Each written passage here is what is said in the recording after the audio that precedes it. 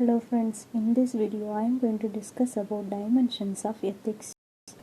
The different dimensions to study the ethics helps in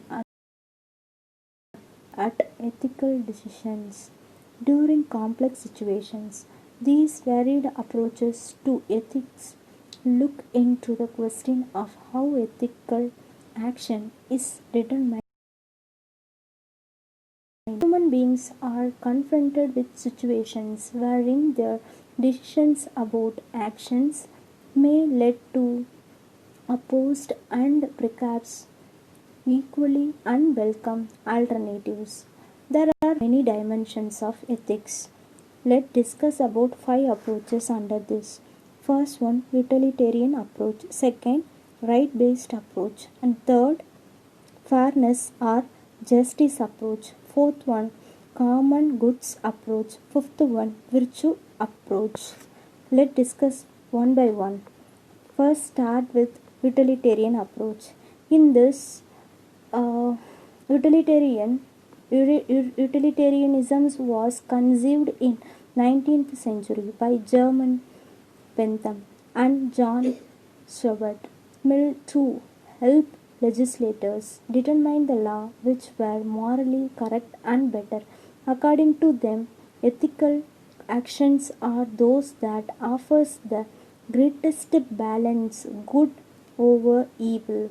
The ethical administrative actions is the one that produces greatest goods and does the least harm for all who are affected, such as citizens, communities, employees, environment, and society at large. Ethical warfare balances the good achieved in ending terrorism with the harm done to all parties, though through death and injuries and destructions. Utilitarian approach is one of the teleological approach. Increase the good and reduce the harm that is done.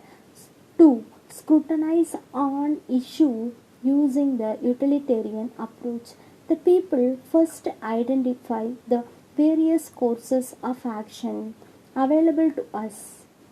Secondly, they ask who will be affected by each action and what benefits or harms will be derived from each, and they choose the action that will produce the greatest benefits and the least harm. Ethical action is the one that provides the greatest good for the greatest number. It focuses on the consequences that actions or policies have on the well-being, that is utility, of all persons reasonably foreseen to be directly or indirectly, but rather immediately affect the action policies. And it must be established that different people often identify benefits and harms differently. The principle states of any two actions, the most ethical one will produce the greatest balance of benefits over harms. Let's discuss about second, right-based approach or right approach. This approach is rooted in the philosophy of Immanuel Kant and others who focused on the individual's right to choose actions based on his or her free will. This philosopher stated that people have dignity based on their capability to choose freely what they will do with their lives, and they have fundamental moral to have these choices respected. The right approach focuses on respect for human dignity. This approach holds that our dignity is based on our ability to choose freely how we live our lives, and that we have a moral right to respect for our choices as free, equal, and people, and a moral duty to us in the same way. The people are not objects to be manipulated. It is violation of human dignity to in way wherein they do not freely choose their own actions. Other philosophers and atheists suggested that ethical action is one of the best protects and respects the moral rights of those affected. Right to truth, right to privacy, right to not to be injured, and right to what is agreed are some of the rights considered under this approach to ethics. Third one, we can discuss about fairness or justice approach. In this approach, Aristotle and Greek philosophers have contributed the idea that all equal should be treated equally. Tacit term, the fairness approach focuses on the fair and equitable distribution of good and harm or the social benefits, social cost across the spectrum of society.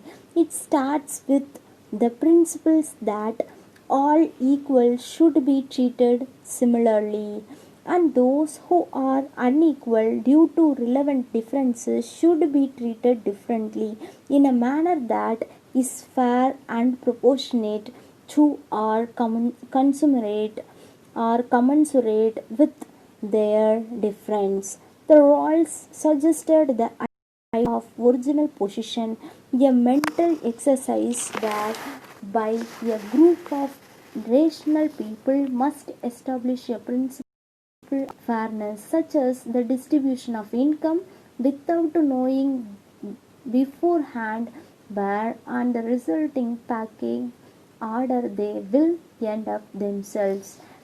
Next, we can go to common goods approach. This is fourth one. Discuss about it. Greek philosophers have contributed the nation life is in community is a good in itself, and that our actions should contribute to that life. The common good concept was observed in ancient time by many philosophers like Plato, Aristotle, Cicero, etc. So, more recently, contemporary atheist John Rawls defined the common good as certain general conditions. Those are equally applicable to everyone's advantage. This approach to ethics assumes a society comprising individuals whose own good is inextricably linked to the good of community. Rawls' theory of justice revolves around the adaptations of two fundamental principles of justice, which would in turn guarantee a just and morally acceptable society. The first principle is guarantees the right of each person to have the most extensive basic liberty compatible with the liberty of others.